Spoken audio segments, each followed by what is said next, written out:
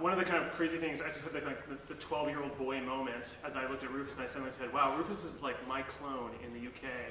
And what I'm excited about is that there's clones of us all in the room from countries around the world. And I almost feel like we're the Destructicons, you know, each one with their own robot. We get together, we form some giant robot, and they're like imagining us going down and like grabbing the parliament buildings and turning outside and shaking the data out. But that's my 12-year-old boy moment, and I'm getting over it. Don't get over it. Okay, I won't get over it. I'll have it in my head.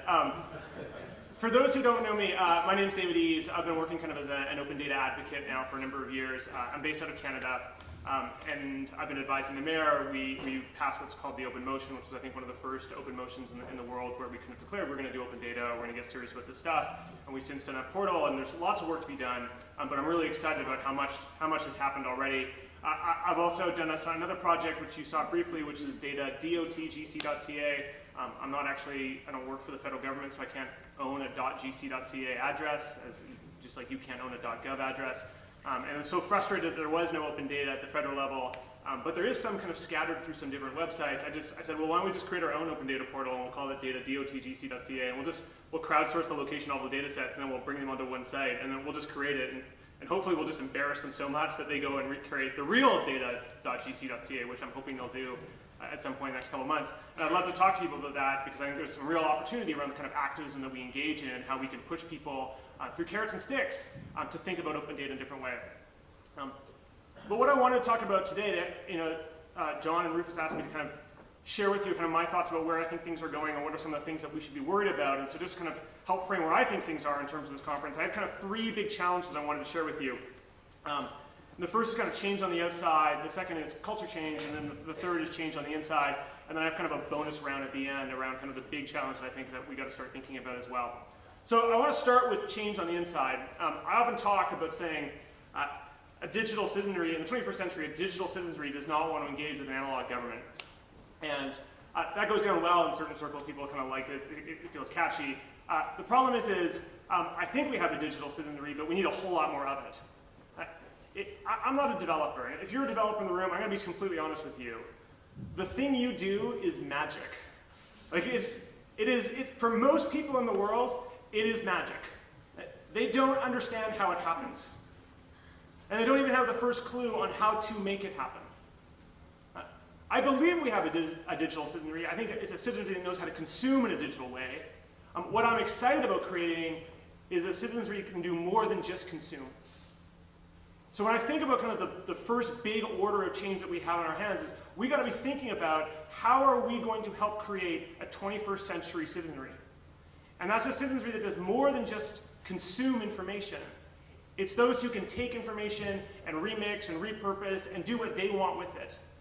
And there's a small group of us out there that I think know how to do that, and we've got to make that group way larger. And when I think of kind of like the big lessons in history that show us what can happen when we do that, is I think back to like the last time when I think we had a big literacy revolution, which was in the 19th century. And I look at the type of infrastructure and the type of work that we put into place to make that happen, and you think of the enormous library projects that happen here in the UK, and in particular that happen in the United States. Well, when people think about libraries, they'll go, yeah, well, they built the libraries because people could read and so they wanted to get books. And it's not true. We didn't build libraries after everybody could read. We built libraries before anybody knew how to read. And the reason we built them is because we saw them as a core part of an infrastructure where we were going to train and develop a citizenry to learn how to read, because we thought that a literate citizenry was going to be more productive, more effective, they were going to be better citizens, they were going to vote smarter, they were just going to be all around better. And so we not only just built the libraries, but we packed those libraries full of people who taught people how to read. And the best part about it all was that we didn't choose what books were going to be in the library. So yeah, we threw the Communist Manifesto in there, and we threw Ayn Rand in there, we threw anybody we wanted in there, because whatever was going to be interesting to people, heck, we just wanted them to read it. And if there's one model that we need to be thinking about in the open data space, it's how do we replicate that? How do we just put all the data that we possibly can into these data libraries, but then what's the larger infrastructure we've got to be building around that to teach people, to train people, to help people learn so that they can become digital citizens and they too could remix and repurpose. That for me is the first major order of challenge, and I kind of want you to be thinking bigger than just open data. The second challenge that I'm thinking about is how much bigger all of this is than just open data. And I think we have a huge culture shift on our hands. So I advise a number of governments, and the first thing that any government says when they begin to think about open data is they start to get nervous about, kind of what are people going to do, how are people going to react to this, and the whole reason they're nervous is because we live in a world of gotcha scandal. I laugh because yes, I landed yesterday morning. I think it was yesterday morning. I took the red eye from Vancouver, so I'm not really sure what time it is. But I kind of opened up Twitter, and there was this kind of kerfuffle going on at home where a newspaper had published a report where the federal government was publishing ads on websites with nude naked women. Now, it turns out that it's a photo sharing site, and it's a Russian site, so it's probably sketchy and in kind of a licensing, kind of copyright way, but who knows? But it turns out there's a lot of very nice photos, but I'm sure that somewhere rooted down deep in that site there are photos of naked women, and that yes, there may have been a government ad that they put through Google AdSense that ended up there. But the end result of this $5,000 ad campaign is that you know that somewhere there's minister staffers, there's like 12 public servants running around like chickens with their heads cut off, trying to figure out how this happened, burning probably $300,000 of taxpayers' money in salary time to fix what went wrong with a $5,000 contract. That's the system that we live in right now. So when you start talking about disclosure and that we're going to make more information available, what goes through most people's head is, you're going to break me because you're going to ask that situation to replicate itself over and over and over and over again, and they're terrified. And so the thing that I kind of implore on you is we can't be driven purely by gotcha politics and gotcha journalism. What I'm fascinated about is how are we going to use open data to create a patch culture in government and create a patch culture in our society? When I think about the type of problem that happened in that particular situation, I go, well, what if that had happened on a project like Thunderbird or on Firefox? There wouldn't have been an article in the newspaper. Someone would have simply submitted a bug and say, hey, by the way, there's a problem here. Someone else would have shown up and said, yes, there is a problem. We should go check that out. And then someone would have solved it, and there wouldn't have been a whole lot of fuss around it. And at the very worst, nobody would have thought there was some ill malintent or somebody misbehaving. At the very worst, somebody would have just thought that somebody else was stupid and they were trying to fix the error. And that's the system that we actually want. It's one where government doesn't feel like everything is a threat, but where citizens are on their side. And I think open data for me is kind of a key leverage point. And the third kind of big opportunity I think that we have in our hand is change on the inside. So coming back to that scandal narrative, I kind of see there's two big narratives out there on why we do open data. There's one narrative that's all scandal driven, it's like we don't trust them, and so we're going to hold them all to account. And the open data is the only way we're going to be able to do that. And I don't want to diminish that narrative. I think it's profoundly important. And the other narrative is we're going to create all sorts of useful things. We're going to drive economic development. We're going to create new jobs. We're going to make people's lives easier. And that's definitely the narrative that I don't want to get lost. And I feel like there's a number of advocacy organizations out there that focus only on the accountability message, and they don't talk about all the wonderful things that we can do message. And we got to balance both of those in hand. We got to have the carrot and the stick at the same time. So I do data DOT because I want to shame the Canadian government into doing open data. That's my stick.